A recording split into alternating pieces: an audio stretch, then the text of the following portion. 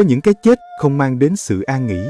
có những linh hồn không bao giờ được siêu thoát. Thay vào đó, chúng bị trói buộc vào thế giới này bởi sợi xích của căm thù, của bi kịch, của một nỗi oan nghiệt thấu trời. Và từ đó, chúng trở thành thứ kinh hoàng nhất, quỷ hồn ác niệm. Chào mừng các bạn đã quay trở lại với Epic Lore, nơi chúng ta cùng nhau lặn sâu vào những góc khuất tăm tối nhất của thế giới tâm linh. Trong tập này, chúng ta sẽ khám phá bản chất, quyền năng cùng những hình thái ghê rợn của các quỷ hồn ác niệm, những thực thể kinh hoàng sinh ra từ chính bi kịch của nhân loại. Để thấu hiểu về quỷ hồn, trước tiên ta phải đào sâu vào bản chất của oán khí, không chỉ là một cảm xúc mà là một loại năng lượng thô sơ, nguyên thủy, cuộn xoáy từ sâu thẳm của nỗi đau và sự phẫn nộ tột cùng. Nó không đơn thuần là ngọn lửa căm hờn bùng cháy trong tâm khảm kẻ phàm trần, mà là bản thể của sự bất công hằn sâu vào ký ức linh hồn. Đó là nỗi thống khổ tận cùng, không tìm thấy lối thoát, và là khát khao báo thù không ngừng nghỉ, vĩnh viễn không thể nguôi ngoai. Đây là một chất liệu nguyên thủy, một vết sẹo vô hình nhưng vĩnh cửu, định hình lại mọi thứ nó chạm vào. Khi một linh hồn lẽ ra phải an nghỉ, lại vướng vào một cái chết oan nghiệt, một bi kịch không thể chấp nhận, hoặc bị phản bội đến tận cùng, oán khí sẽ bùng lên dữ dội. Cái chết ấy có thể đến từ sự tàn khốc đột ngột, từ nỗi đau xé lòng, từ một bản án oan khuất không thể chấp nhận, hay sự bỏ rơi tàn nhẫn nơi không một ai ngó ngàng. Chính trong những khoảnh khắc bi thảm ấy, oán khí không còn là một luồng khí đơn thuần, mà là một chất độc tinh thần. Nó thẩm thấu, ăn mòn từng sợi tơ cuối cùng của sự bình yên. Nó bóp méo ý thức, biến khát vọng công lý thuở ban đầu thành cuồng nộ vô biên, và nỗi đau thương thẳm sâu hóa thành khát khao báo thù tăm tối, không gì có thể xoa dịu. Nó là hạt giống của địa ngục, gieo mầm trong mảnh đất của bi kịch nhân gian, đâm chồi thành những thực thể không thể định nghĩa, không thể thương lượng, chỉ còn lại sự hủy diệt. Từ vực sâu thăm thẳm của oán khí, những linh hồn không được siêu thoát này hóa thân thành vô vàn hình dạng ghê rợn. Mỗi hình thái là một lời nguyền nghiệt ngã, một vết sẹo hằn sâu từ bi kịch của chính chúng. Hãy hình dung một linh hồn chết đuối,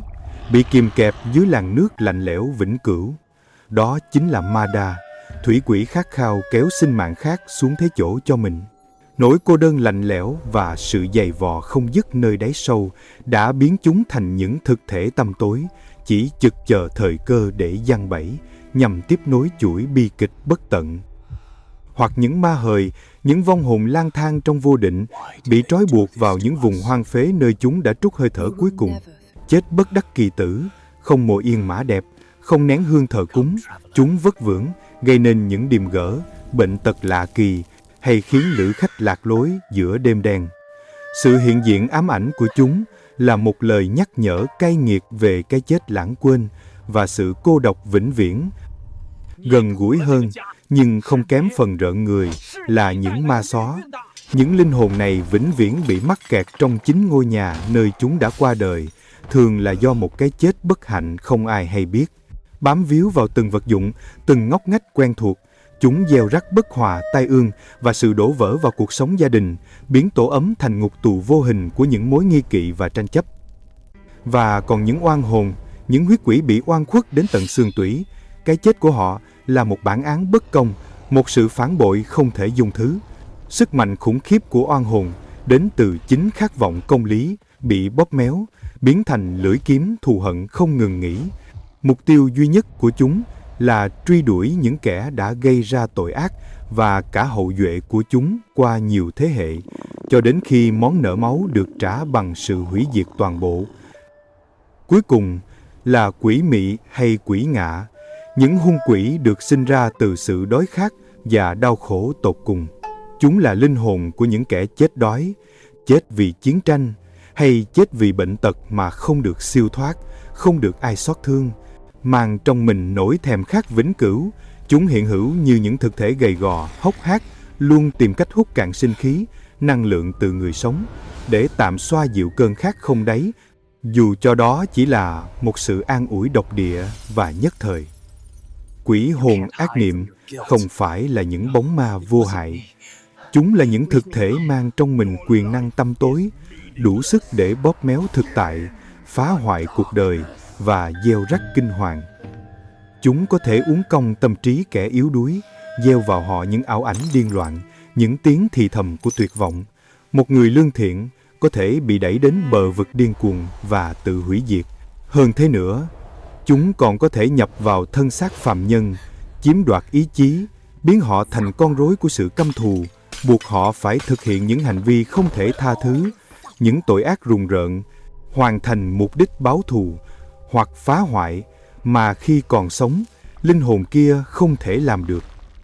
Quyền năng của chúng còn vượt xa khỏi giới hạn của tâm linh. Chúng có thể biến đổi hình dạng từ những bóng mờ thoắt ẩn thoắt hiện trong đêm tối cho đến hình ảnh đáng sợ nhất của chính cái chết oan nghiệt, hoặc giả dạng người thân thiết để lừa gạt, dẫn dắt nạn nhân vào cạm bẫy không lối thoát.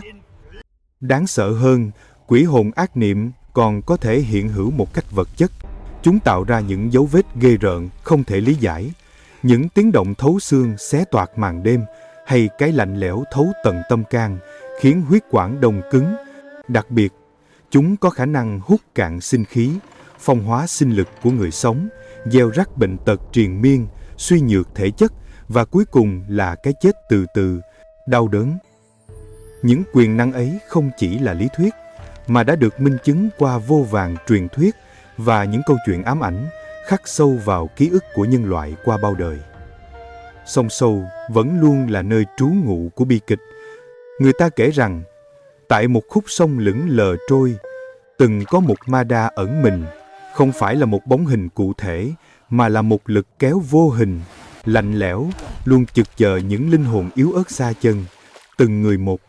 Khi đi qua khúc sông ấy vào đêm tối, đều cảm thấy một sức mạnh khủng khiếp bất ngờ lôi tuột xuống đáy nước sâu thẳm. Những nạn nhân được tìm thấy sau đó với đôi mắt trợn trừng kinh hoàng, gương mặt in hằn nỗi khiếp sợ tột độ, như thể đã nhìn thấy một gương mặt ma quái mỉm cười nơi vực sâu, một lời mời gọi lạnh lẽo thế chỗ. Sự kiện này tiếp diễn như một lời nguyền, cho đến khi khúc sông trở thành một nơi cấm kỵ, một minh chứng rùng rợn cho khát vọng thế mạng không ngừng nghỉ của ma đà. Hay câu chuyện về oan hồn của Lệ Nương, người con gái bị hãm hại thê thảm nơi một ngôi nhà hoang. Oán khí của nàng không tan, thiêu đốt linh hồn, bám lấy những kẻ đã gây tội ác tày trời. Tương truyền, mỗi đêm trăng non, những kẻ đó đều nghe thấy tiếng hát ai oán văng vẳng bên tai, thấy bóng hình Lệ Nương hiện về trong gương, với mái tóc xõa dài che gần hết gương mặt và đôi mắt rướm máu đỏ ngầu nhìn thẳng vào họ. Sự ám ảnh không ngừng nghỉ, dần dần ăn mòn tâm trí chúng, gieo rắc nỗi kinh hoàng và tội lỗi. Đến cuối cùng, từng tên một đều chết trong sự điên loạn tột cùng, với những vết cào cấu không rõ nguyên nhân trên cơ thể và gương mặt in hằn nỗi sợ hãi thấu tận tâm can, như thể đã đối diện trực tiếp với chính nỗi oan khuất mà chúng đã gây ra. Ngôi nhà hoang ấy sau này cũng không ai dám bén mảng, bởi những tiếng kêu than và bóng hình vật vờ của Lệ Nương vẫn còn vương vấn, nhắc nhở về một bi kịch không bao giờ được lãng quên, về một sự trả thù mà cái chết cũng không thể ngăn cản. Oán khí là nguồn gốc, quyền năng là công cụ, nhưng cách chúng quấy phá nhân gian mới là minh chứng rùng rợn nhất cho sự tồn tại của quỷ hồn ác niệm. Chúng không chỉ đơn thuần là những cái bóng vô hình, mà là những tác nhân của hỗn loạn và bi kịch, những thực thể chủ động can thiệp vào dòng chảy của sự sống. Những quỷ hồn này gieo rắc hạt giống bất hòa, tai ương vào các gia đình, biến mái ấm thành nơi chất chứa ngờ vực và sợ hãi, đẩy những người thân yêu vào cảnh ly tán. Chúng có thể hút cạn sinh khí của phàm nhân, gây nên những căn bệnh kỳ lạ không lời giải, sự suy nhược kéo dài, hay thậm chí là sự mất trí trong nỗi ám ảnh triền miên. Qua những tiếng thì thầm vô ảnh, những ảo ảnh hiện hữu, chúng kích động những tâm hồn yếu đuối, đẩy họ vào vực thẳm của bạo lực tự hủy hoại, hoặc gieo vào họ ý định đoạn tuyệt sinh mệnh một cách thảm khốc. Sự hiện diện của chúng còn được biểu hiện qua những dấu hiệu vật chất rùng rợn. Tiếng bước chân vọng từ không gian trống rỗng, những vật thể tự di chuyển trong im lặng chết chóc, mùi hương u uất thoang thoảng của cõi âm, hay bóng hình lướt qua như một cơn ác mộng chớp nhoáng. Mỗi loại quỷ hồn mang một phương thức quấy phá đặc trưng, phản ánh bi kịch của chính chúng. Một ma đa sẽ không ngừng rình rập, chờ đợi khoảnh khắc yếu đuối của con người để thực hiện lời nguyền thế mạng, lôi tuột những nạn nhân vô tội xuống vực sâu giá lạnh, tiếp nối nỗi cô đơn vĩnh cửu của nó. Ma hời thì khác, chúng lang thang nơi hoang phế mà chúng đã bỏ mình, gieo rắc sự lạc lối và bất an, khiến những lữ khách mất phương hướng giữa đêm đen, dẫn họ đến những cái chết oan uổng không lời. Trong khi đó, một oan hồn bị phản bội sẽ truy đuổi con cháu của kẻ thù, gieo rắc sự đổ nát vào gia tộc, không chỉ bằng cái chết mà còn bằng sự điên loạn, bằng những lời nguyền kéo dài qua nhiều thế hệ, biến mỗi hậu duệ thành kẻ mang gánh nghiệp chướng của tiền nhân. Mục đích của chúng đôi khi không còn là công lý đơn thuần, mà là sự tiếp nối không ngừng của nỗi đau, một vòng luân hồi của oán hận không điểm dừng, một bản năng hủy diệt thuần túy không thể kiềm chế.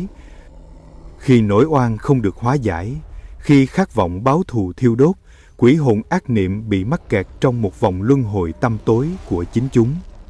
Chúng là những minh chứng sống động cho sự thất bại của công lý trần gian, cho những lời cầu nguyện không được đáp lại và cho những nỗi đau không thể hàn gắn. Trong cõi luân hồi nghiệp chướng, liệu sự báo thù có thực sự mang lại sự thanh thản cho một linh hồn, hay chỉ là gieo thêm mầm oán hận mới, tiếp nối một bi kịch không có hồi kết? Sự tồn tại dai dẳng của những quỷ hồn này là một vết nhơ, một sự gián đoạn đau đớn, tạo nên một sự tắc nghẽn vĩnh viễn trong dòng chảy siêu thoát của thế giới tâm linh. Và thế là, những linh hồn ấy cứ mãi vương vấn nơi trần thế, không thể an nghỉ, không thể siêu thoát, trở thành những thực thể bị nguyền rủa, không chỉ bởi số phận nghiệt ngã, mà còn bởi chính gánh nặng oán thù mà chúng mang vác. Vậy thì hỡi các bạn, chúng ta nên nhìn nhận những quỷ hồn này bằng sự kinh sợ hay một nỗi xót xa sâu sắc, hay cả hai, khi chúng đại diện cho một bi kịch nhân sinh, không có lối thoát, một sự bế tắc vĩnh cửu trong vòng lặp của nghiệp chướng. Trong khi quỷ hồn ác niệm gieo rắc kinh hoàng, thì cũng có những người đứng lên, đối mặt với bóng tối. Họ là những chiến binh vô hình trên chiến trường tâm linh, các pháp sư, đạo sĩ, thầy cúng, những linh mục uyên thâm và những người nắm giữ bí thuật cổ xưa. Bằng tri thức thâm hậu cùng lòng dũng cảm kiên cường, họ gánh vác sứ mệnh trấn áp hoặc siêu thoát cho những linh hồn bị mắc kẹt trong vòng xoáy của oán hận. Trấn yểm là một nghệ thuật cổ xưa, đòi hỏi sự tinh thông và quyền năng. Bằng bùa chú viết trên giấy vàng, bằng pháp khí mang năng lượng vũ trụ như kiếm gỗ đào, gương bát quái và những lễ vật được tinh luyện, các bậc thầy tâm linh có thể kìm hãm, phong ấn những thực thể tà ác vào các vật thể, hoặc thậm chí xây dựng đền miếu trang nghiêm để an vị những vong hồn có công nhưng chết oan nghiệt, ngăn chặn chúng quấy phá nhân gian. Nhưng sâu sắc hơn cả là hành trình giải oan. Đó không chỉ là trục xuất một thực thể đáng sợ, mà là sự thấu hiểu căn nguyên của nỗi oán. Nó là hành động tìm kiếm sự thật về cái chết bi thảm, trả lại công bằng cho linh hồn oan ức, giúp họ thực hiện những lời hứa dang dở, hoặc giải phóng họ khỏi gánh nặng báo thù thông qua cúng tế cầu siêu, lễ cầu an thành kính. Một nghi thức giải oan thực sự là một nỗ lực hàn gắn vết thương tâm linh, một hành động cứu rỗi. Đây là một cuộc chiến không khoan nhượng, nơi mà ranh giới giữa sự sống và cái chết, giữa lý trí và điên loạn, trở nên mong manh hơn bao giờ hết. Những người dấn thân vào hành trình này luôn đối mặt với hiểm nguy khôn lường. Oán khí có thể phản đòn, làm suy yếu tâm trí và thể xác, hoặc kéo họ vào vòng xoáy bi kịch của chính những linh hồn mà họ tìm cách hóa giải. Thế nhưng, mỗi cuộc hóa giải thành công là một chiến thắng huy hoàng của ánh sáng trước bóng tối, của lòng trắc ẩn trước sự thù hận triền miên, mang lại bình yên không chỉ cho người sống, mà còn cho cả những linh hồn khốn khổ. Dù thời gian có gột rửa vạn vật, dù các triều đại có hưng suy, diệt vong, những truyền thuyết về quỷ hồn ác niệm vẫn bền bỉ tồn tại, khắc sâu trong văn hóa dân gian và tín ngưỡng tâm linh của nhân loại. Chúng không chỉ là những câu chuyện kể rùng rợn, mà là một di sản bất diệt, một lời cảnh báo thâm sâu được truyền nối từ thiên cổ cho đến muôn đời sau. Thực thể của quỷ hồn vượt lên trên khái niệm của những linh hồn siêu nhiên đơn thuần, chính là hiện thân hùng hồn của nỗi sợ hãi nguyên thủy nhất ẩn sâu trong tiềm thức con người. Đó là nỗi kinh hoàng về sự bất công không bao giờ được hóa giải, về cái chết bi thảm không người tưởng nhớ, và về một sự tồn tại bị nguyền rủa, vĩnh viễn mắc kẹt trong vực thẳm của bóng tối và oán hận. Và cứ thế, mỗi câu chuyện về quỷ hồn ác niệm, dù được kể lại với giọng điệu rùng rợn hay sự huyền bí thiêng liêng, đều ẩn chứa một di huấn thâm sâu. Chúng là những lời nhắc nhở bất thành văn về sự mong manh của lẽ công bằng, về tầm quan trọng của lòng trắc ẩn và về hậu quả khôn lường của những hành vi tàn độc để lại oan trái thấu trời. Bởi lẽ, trong dòng chảy vĩnh cửu của luân hồi, có những vết thương, dù cho sinh mệnh đã lụi tàn, vẫn mãi mãi không thể nguôi ngoai, trở thành sợi xích trói buộc linh hồn vào định mệnh bi kịch. Từ những bi kịch nhân gian đến những lời nguyền ám ảnh, quỷ hồn ác niệm là một chương đen tối nhưng không thể thiếu trong sử thi về tâm linh và sự tồn tại.